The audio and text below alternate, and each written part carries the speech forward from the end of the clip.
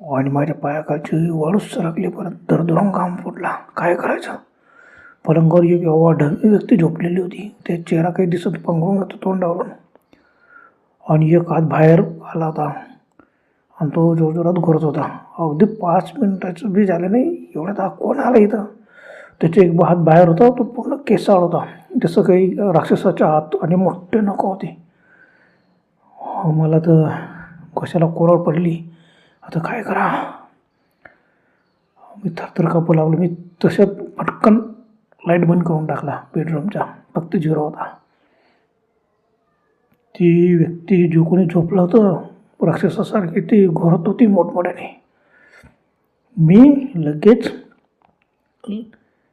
बेडरूमच्या बाहेर आलो आणि बेडरूमचा दार हळूच लावून घेतला आणि बाहेरून कडी लावून घेतली. सुटलो बा आता.